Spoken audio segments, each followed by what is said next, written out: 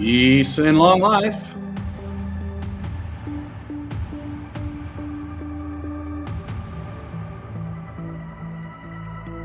All right. How's everybody doing out there? Don't mind me, I got my shades on because this light is bright. I turned it down as low as I could.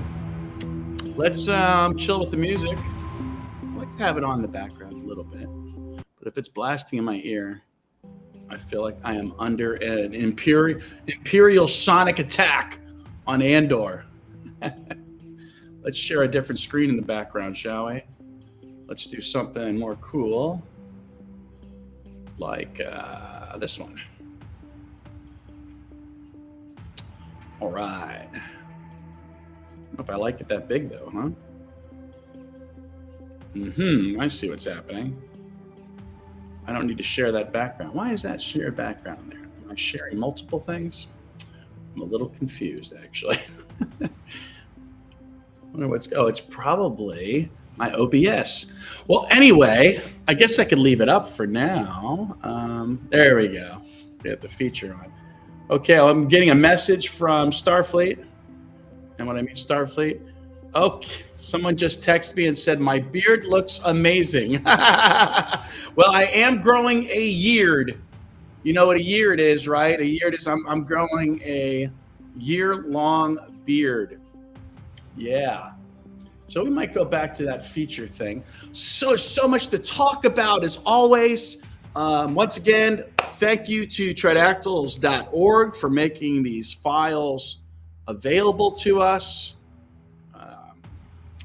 Pretty freaking cool. And you know what? I have been using them.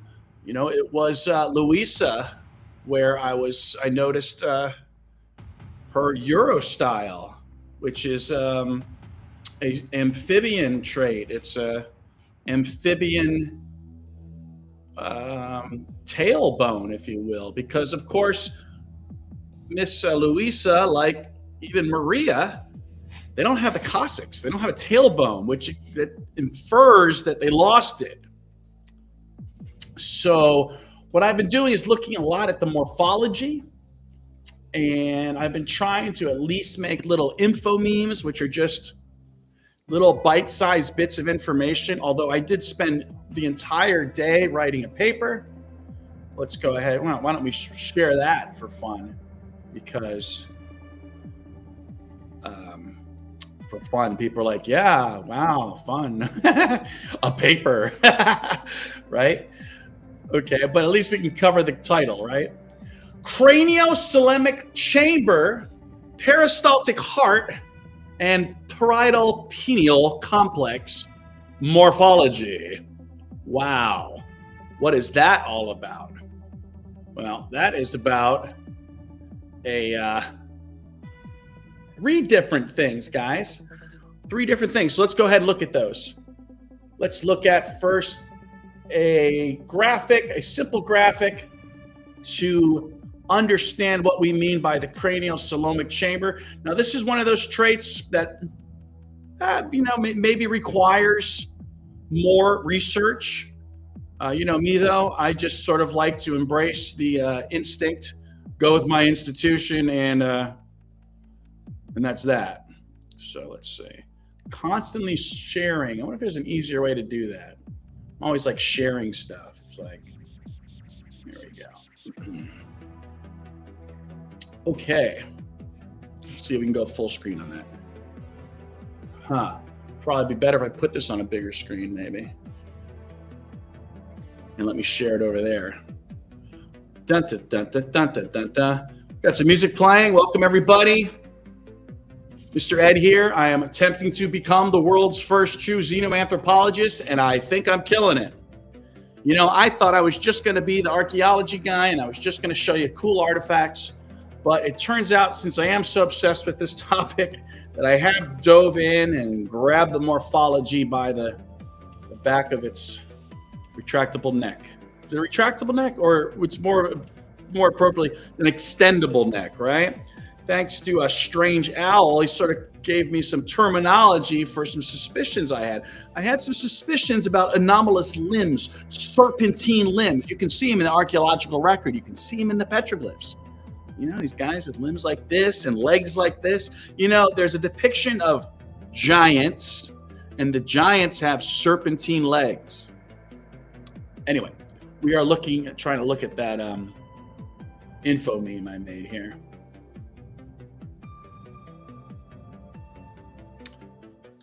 Much better. Nope. Too far. I went too far left. This way you can kind of look at me still and say, I'm still here. Hey. All right, what do we got here? We've got head like a hole, black as your soul. So, you know, one of the things that made people suggest, like, hey, maybe these guys aren't that authentic, is that there appears to be no separation between their cranial vault and the rest of their body. The whole of their torso, the whole with a W and an H.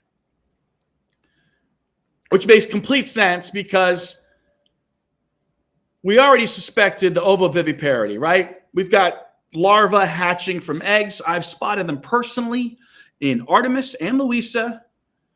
Not all the eggs are hatching, so it shows that asynchronous development within the eggs. They're not all developing at the same time.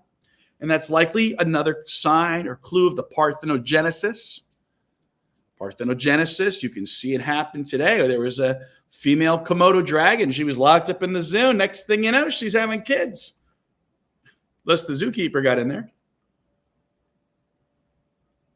So this fun little diagram here shows what I've suspected all the time, that perhaps specimens like Artemis with multiple invasive surgeries, multiple implants upon her torso, I suspected that perhaps this ovoviviparity wasn't always working so well for them.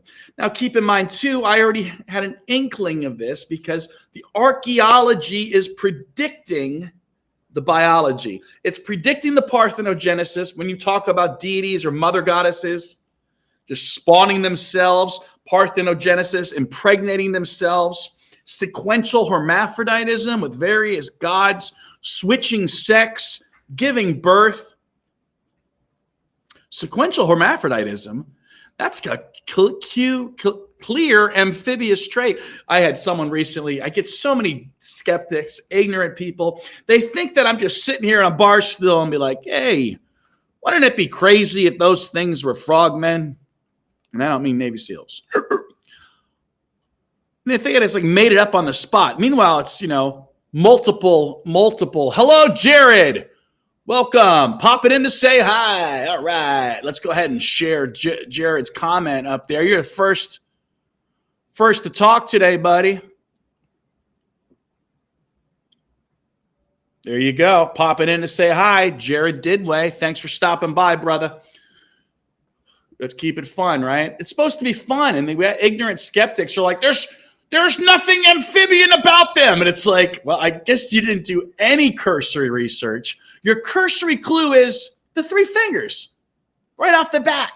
Who else has got 3 fingers? Rare frogs, rare salamanders, and other strange amphibian types. That's your first clue. The other big clue is cutaneous respiration, no lungs. Okay. You're only going to see that in amphibians also, and probably some earlier fish as well. Fascinating stuff. You know it. We're bringing the fun here. So, yeah. So that's my theory, is that, and wouldn't this make sense for trephination? Right? Why are they digging into people's skulls? Why do we have even exorcism? Keep in mind that when you come around here, all religions are out the door. Sorry, Christians. Sorry. But what I notice is that Eurocentric, Judeo-Christian, Abrahamic beliefs, especially in the United States, it's a very myopian view, guys. The Holy Land's the size of New Jersey. My theory is the whole of humanity's culture, including early homos, comes from Asia. Comes from Mega Lake Gobi. I suggest Mega Lake Gobi was our Eden, a primate Eden. And up above in the heavens, where in the Himalayas, in the mountains, existed the gods. Head like a hole. So we're talking about how the gastro-brooding may have resulted in difficulties with birth, which maybe even was the invention of our cesarean section, man. That was already a thing. Everything's passed down. I don't think we'd have a lick of culture without these people. Initially, people, see? Because eventually we're not going to call them aliens, right? We're already not calling them aliens. We're not calling them reptilians, right? I hope not. They ain't reptilians. CCT brought you that. CCT, baby.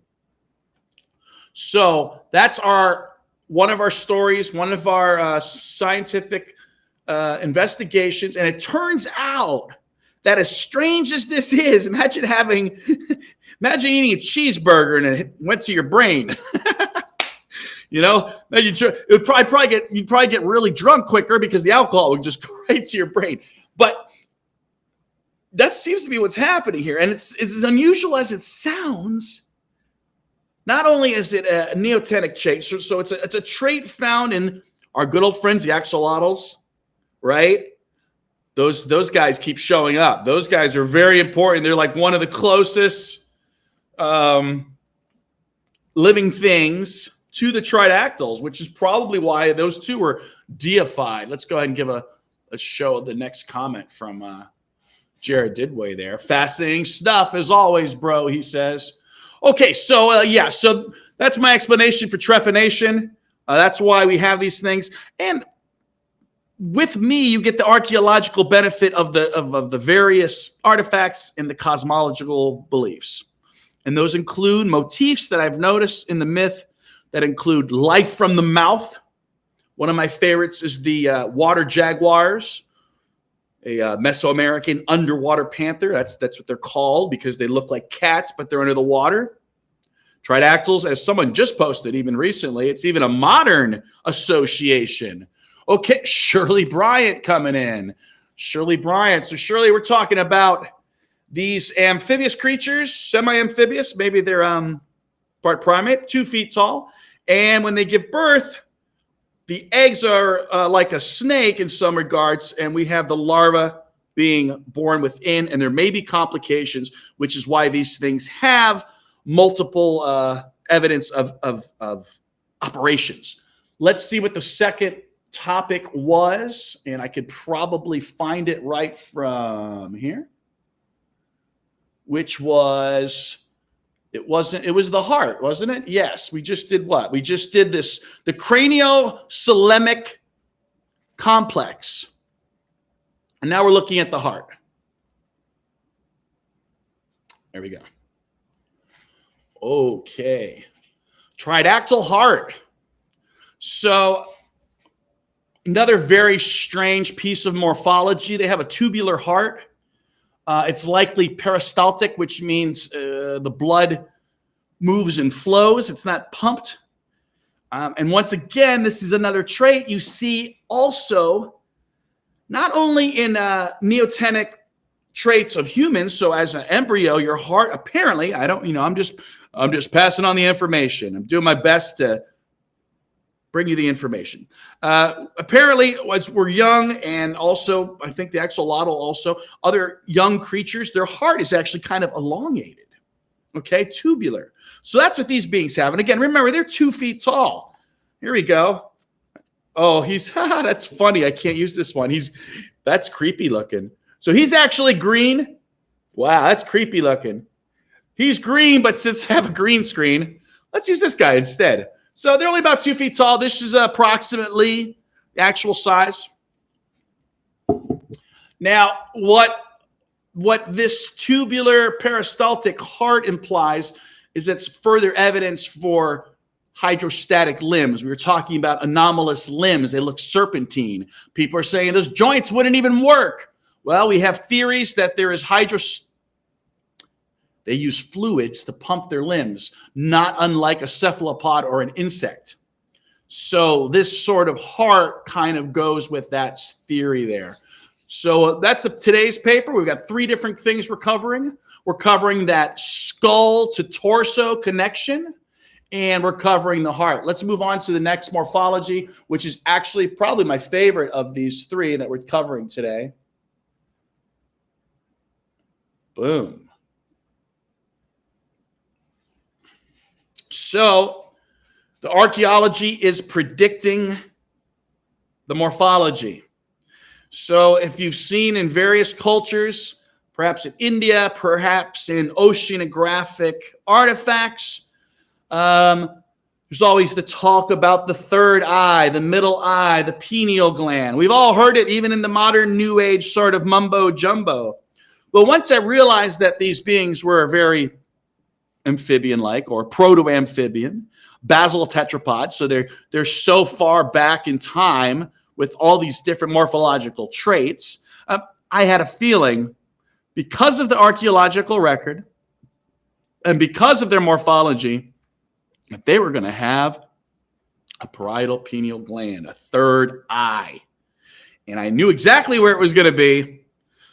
It was going to be right here in a region of the skull that I bequeath the name of the Kappa, named after the Japanese yokai Kappa. Now, for some reason, that has the same name as the Greek word for head. Keep in mind, etymologically speaking, that head and cup have the same origins. Why would head and cup have the same?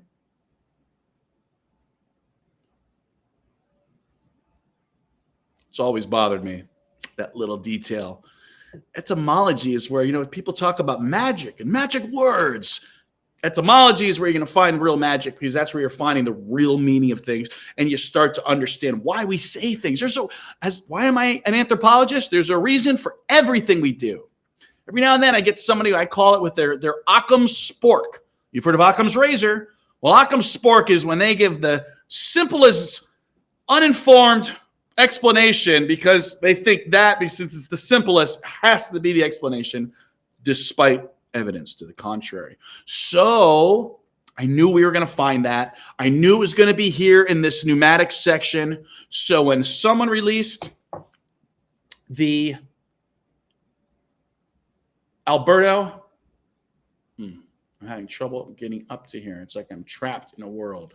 My mouse is trapped. It won't let me break out of this window. Okay, well, we'll stop sharing then. Maybe that'll help me. There we go.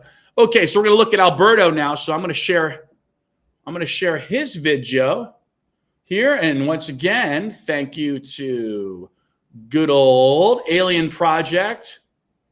Haven't really talked to those guys in a while. They kind of keep to themselves.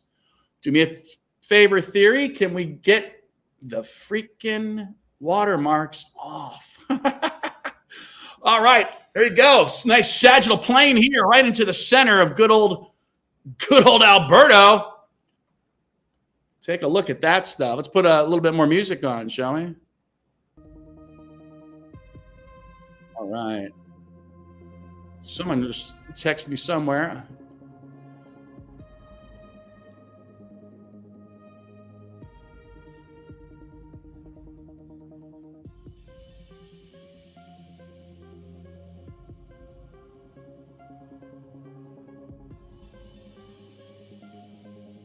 Let's watch that again. Maybe we can pause it too here and there. Okay, looking at the posterior, the rear of the beings. I'm wondering if they have two-lobed brains or literally two brains. I mean, these guys break all rules. The temporal bone here is usually pretty pronounced. I see it even in the art.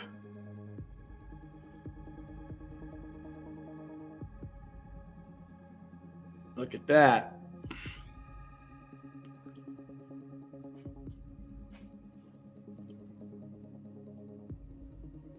Look at that brain. We might be seeing up here also the pyramidal bone. That's another bone we covered. I suggest that might be used for vocalizations. It may also be used for perhaps maybe even echolocation underwater. I don't know, man. again, these guys are so anomalous. There's like no rules, okay? All these morphology that the skeptics thought were fake, it's not because they're fake. It's because they're so damn unusual. We're zooming in here. This is, you can see, look at that. I'm not sure what I don't even know the names of these here. But this is part of the parietal pineal gland complex. I knew it was going to be there. We've got it, babe. Look at that. Oh, yeah. Yeah. So how cool is that? We're going to go ahead and stop that share here. Thanks for watching that. So, wow. This is the morphology we've been covering. Now, if you want to read the papers, I should be posting the latest on my site. I'm tridactyls.com. Those of you that know the mythology, I chose tridactyls.com because I thought I was going to be the fun cultural guy. And I was, right? I am. But tridactyls.org, those guys have the CT scans. Those guys have the reports. I've been uploading my papers to their site. I'm not getting them. I don't know if they're ready for science, but I figured at least if I get them on tridactyls.org, I'm doing my part to pool information together. This is a grassroots movement. Why? Because if you notice that all these guys, all these talking heads, they love the UFOs, don't they? They love, I felt like Trump for a second, they love them, they look at the greatest UFOs. They love the UFOs, they love the flying shiny things. But for some reason, these bodies are woefully being ignored. Even Rogan did what? A little bit of something on them? I think Greer maybe is one of the people, Stephen Greer may be one of the people who said the most. We are going to give away another I got Gonzo talking to me. Watch my stream.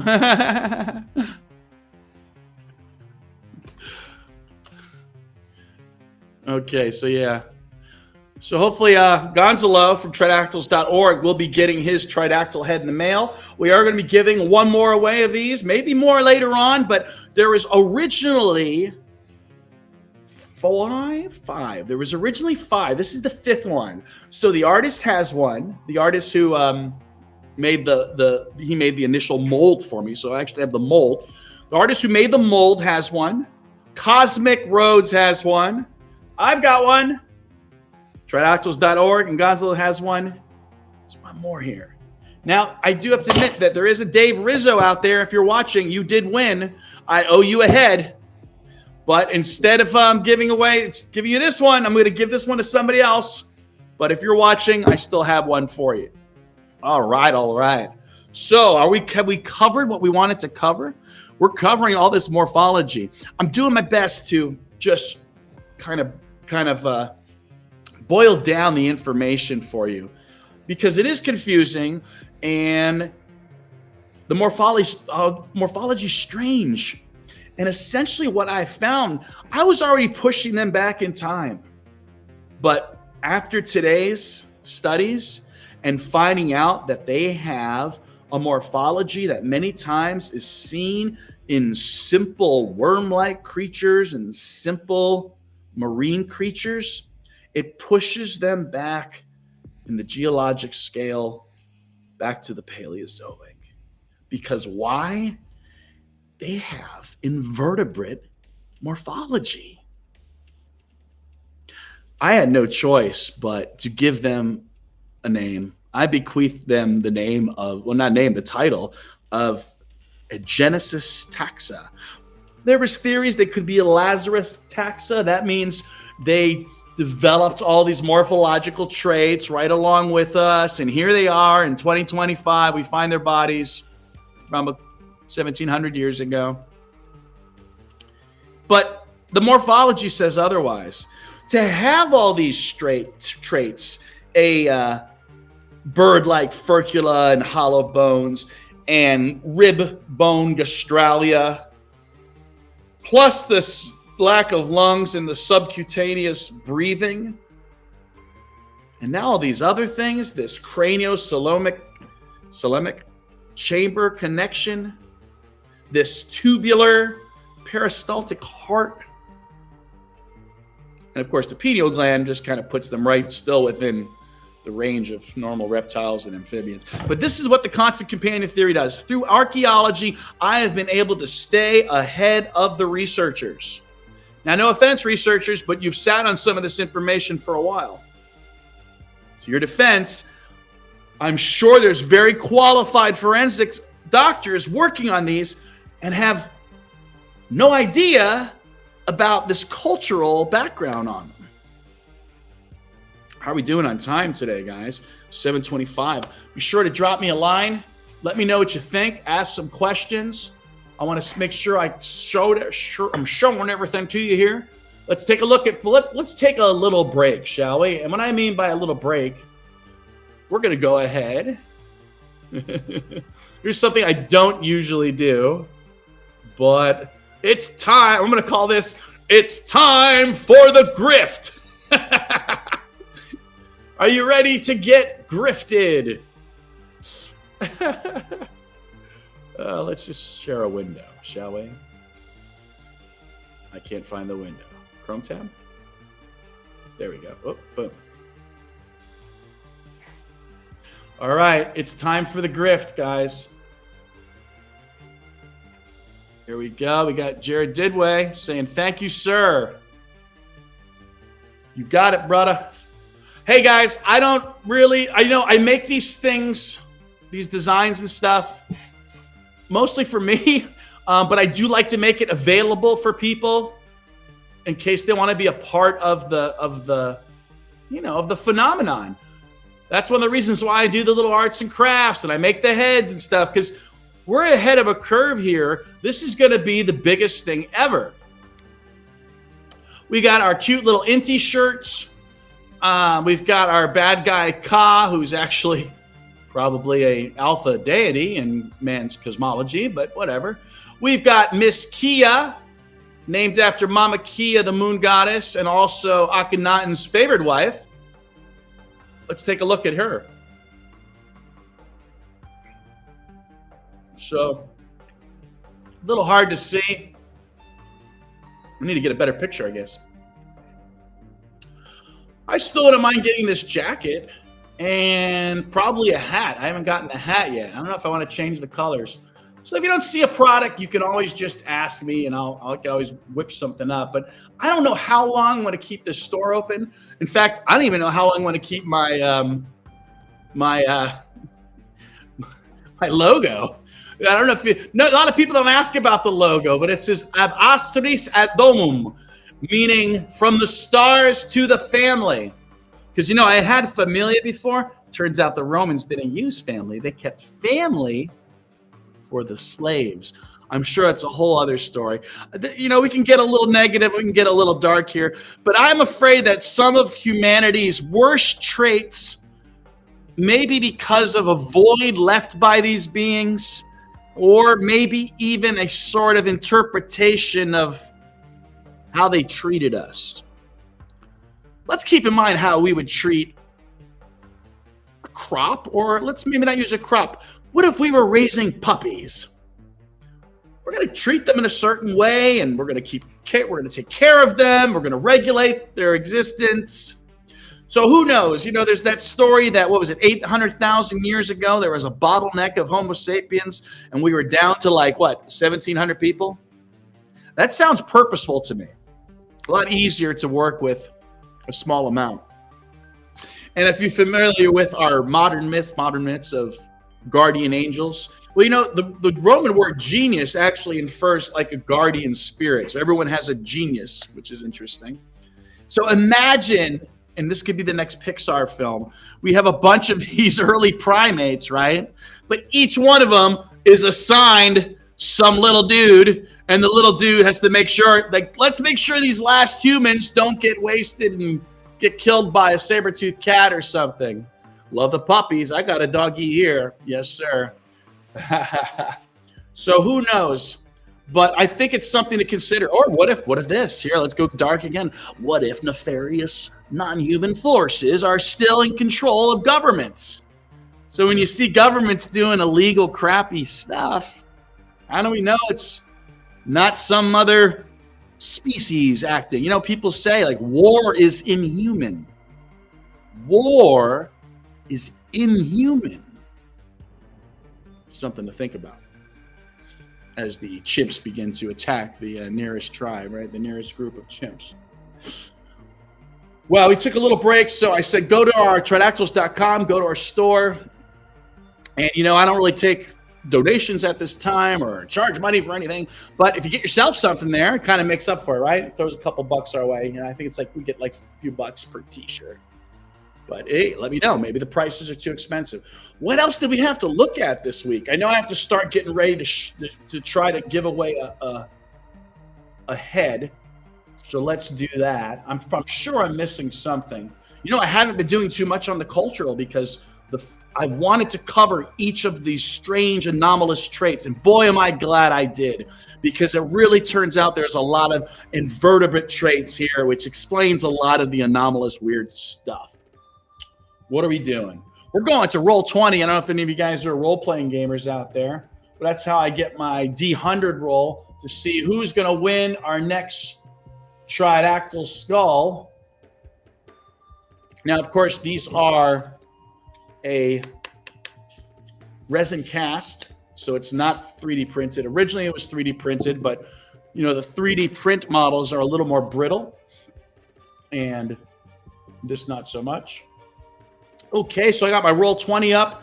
I'm going to pull up my numbers to see who has the lucky numbers to perhaps win something cool. And that head is Josephina, of course. Josephina, she's actually considered like the type specimen. She is, what were they calling her? I want to say, I don't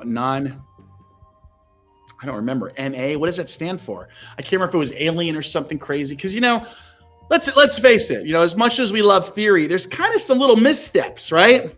You know, let's start with the Alien Project. Well, they're probably extraterrestrials. They're from here.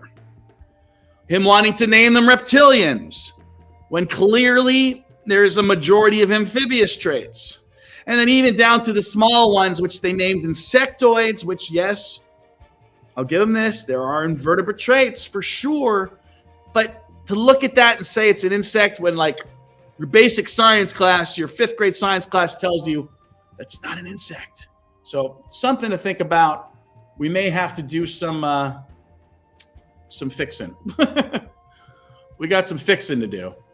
But that's what I'm here for. I'm the fixer. Or I'm the breaker, and I'm just breaking everything. Okay, head numbers. Here they come. You can see who's won so far. We're doing this on 100. I would love to either roll every number once. That would be fun, huh? All right. Let me check out my stream, make sure we can see what we want to see. I'm going to share this with you. Oh, I see it's a little too big. Let's bring that down. Oh. It's hard to show both, unfortunately. We'll just leave it like that. Let's do entire screen. Okay. Trying to share here. So who's going to be watching Strange New Worlds coming out? I think, next month? Uh-oh. Look who's here, Gear fans. What's up, Gear? We got people talking on YouTube. We got people talking on Facebook. That's the cool thing about Restream. I can see multiple platforms. So we got Jared Didway. He said something super cool. Yeah, sometimes I talk so much and I don't look at your messages. You kind of have to be specific. Like, what's super cool, Jared? All right, you ready? Now, Jared, are you on here? Yes, you are. You know, let's do this. I don't know if Shirley's still here. Shirley Bryant, you still watching? She probably just popped in. All right, Jared, I think what we're going to do is, since you're here today and you're here, Gears, let's go ahead and give you guys some extra numbers. So, Jared, pick a different number, buddy. You too, Gear.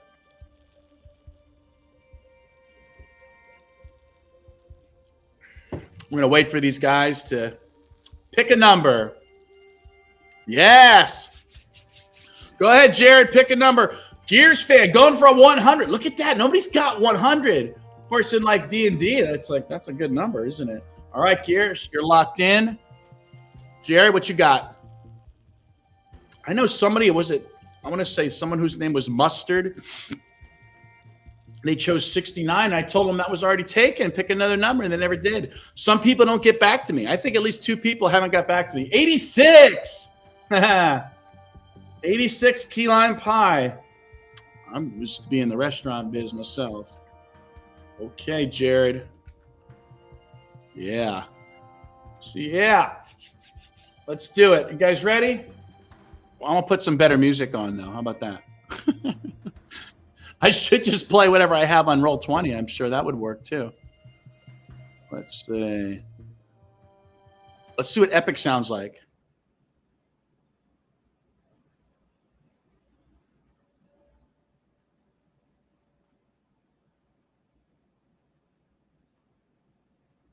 I said, let's see what Epic sounds like.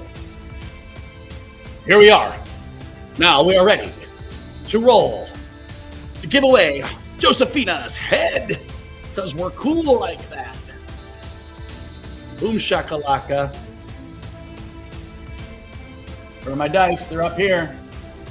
Rolling a D100. Good luck, everybody. 59. Dun, dun, dun. I don't know what number that is because I don't see the screen. There it is. I know what number it is. I don't know whose it is. 59. Is it a nobody? I'm going to X that out. Wow.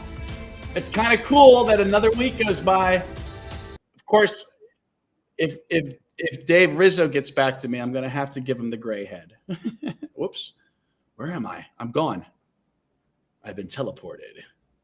Wow, fun stuff. I get so excited sometimes that I feel like I forget to tell people things. So I wanted you guys to check out the store. I wanted to go over the different morphology. I want to let you know that I have a new paper out. Should be on my website soon. Otherwise, I will be posting it in all the social medias. These papers are written with AI, duh. But man, it still takes me all day. It's still exhausting. It's constant updates. It's a lot of work. I do a lot of it. I let it form it, and then I go back in there. I learn a lot, so it's no different than me doing a research paper for college. That's what when people dismiss research. Oh, you're doing your research on the internet. Yeah, on the internet. What, do you go to the library still? I'd love to go to the library. Do you remember going to the library? What a pain in the ass it was to find anything? Oi.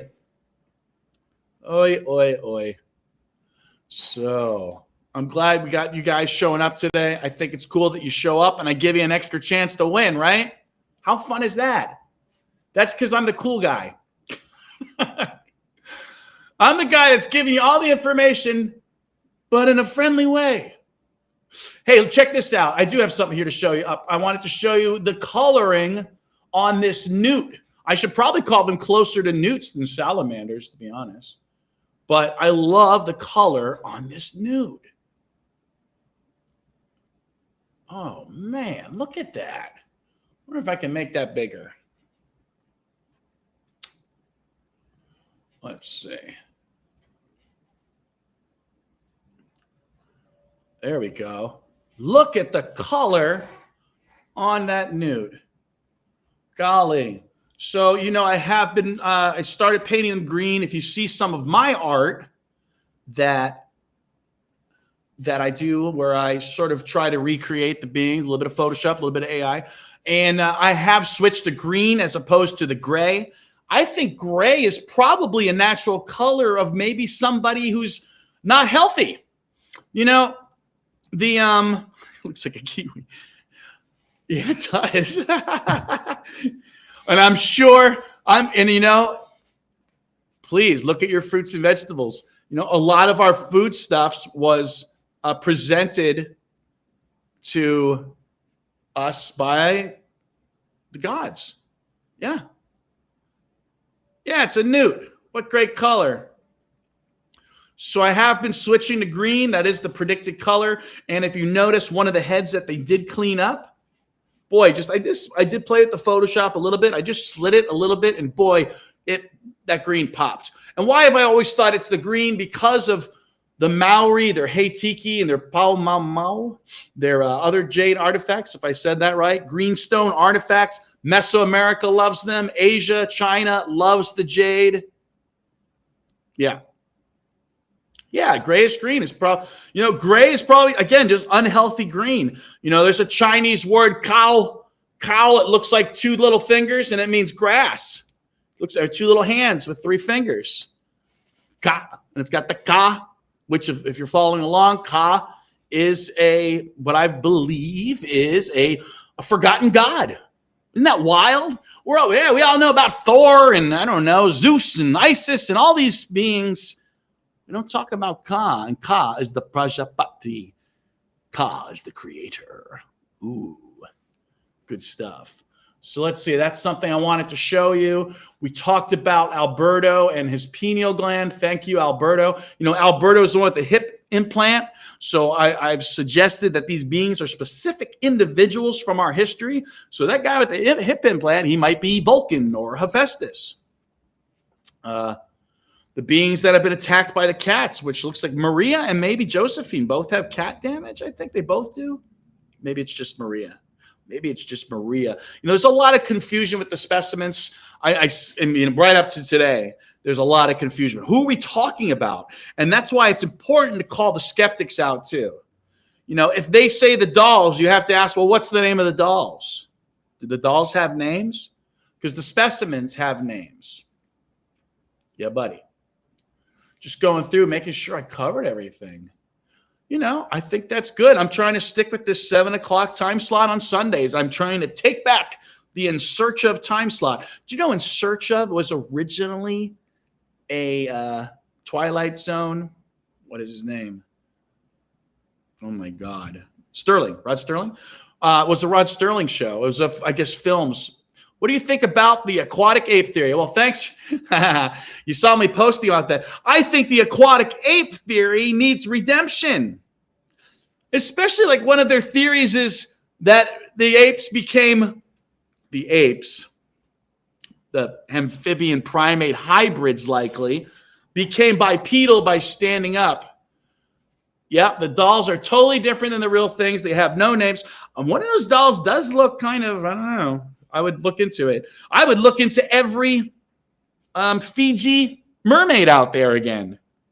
Can you imagine the artifacts? Look, I just went to Miami the other day and looked. I got a close-up of a clay pot. It has that hashtag cross-hatching that I suggest is symbolic of their skin. Originally, I just saw the cross-hatching and said, oh, that is symbolic of reptilian-like beings.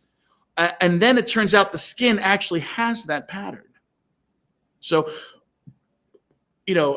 I don't think there's been a time where I haven't predicted something based on the archaeology and it wasn't true.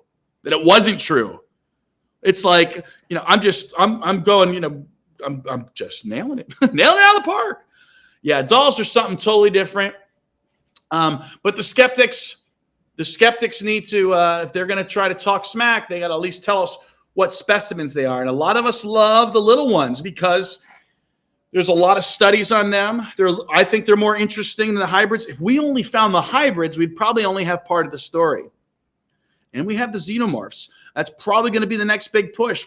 Someone just posted what the Alien Project posted. I believe it was Suye, right? So there's that. So yeah, aquatic ape theory, which I always thought was interesting. And how many times have we gone over the interesting things of humans giving birth underwater? We may even have the cross-hatching on our own skin. I don't know if chimps have that. We always wondered about what this 1% of junk DNA we have. Okay, yeah, you know what it is with that? That is the ultimate confirmation bias. People already go into this disbelieving. I've seen it happen in live. They automatically disbelieve. So what did the llama skull do? It confirmation bias. Oh, Here's someone perceived to be as an expert proving to me that these are fake. Now, there's been a lot of missteps too with Wawita. She's the one that was literally, she was mutilated, likely an emulation. And they probably realized, oh God, what did we do? And then she was murdered. I don't even like to show her on the slides because she's a real human who went through something terrible. Let's see, we got Jared here. How many think there are? Yeah, oh, wow. It had a number of 137. Yeah, man. Who knows where these things are going? Are these guys just selling them? It's like, well, I mean, if you're selling them, but there's probably what? They said there was originally hundreds and then thousands? I mean, I think we know, if that's the case, I think we know where these numbers are going. And who wants to go to Antarctica? You know, we look at Antarctica as the bottom of the world. Well, in space, if you flip it over, it's this like ruling mass on the top of the planet that has access to all the continents. So that might ultimately be their home. So yeah. And you see the way they breed? They're born pregnant. So the numbers are, who knows what they are? Wild. Something gave me ontological shock today. Oh, it was the whole invertebrate thing.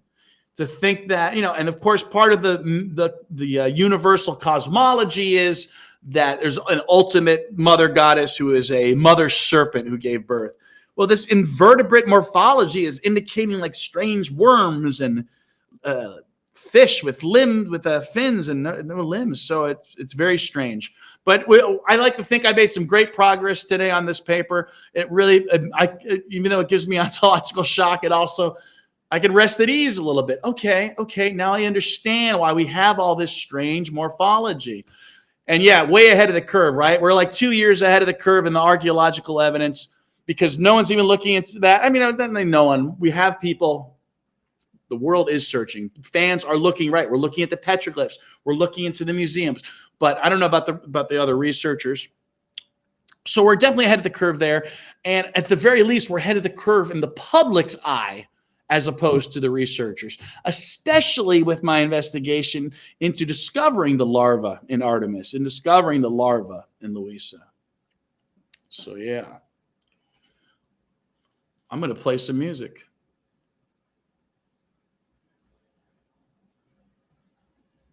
Maybe I should play some world music.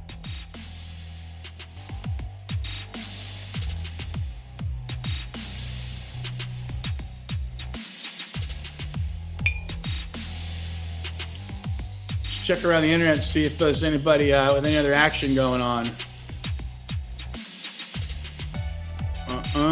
See one of my crazy friends who doesn't believe any of this.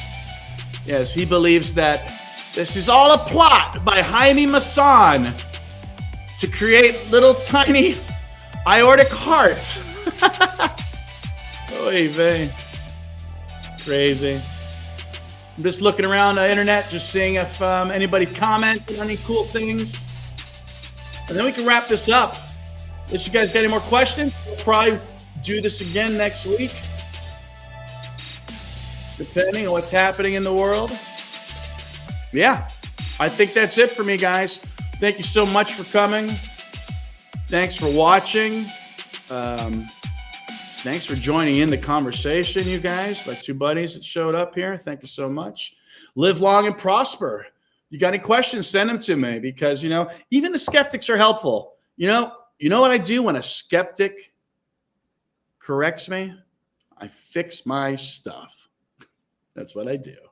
So even the skeptics, some of the skeptics are the ones that have propelled me into deep research because I'm like, oh yeah? So let's do that too. Again, live long and prosper. I'm out. I think I'm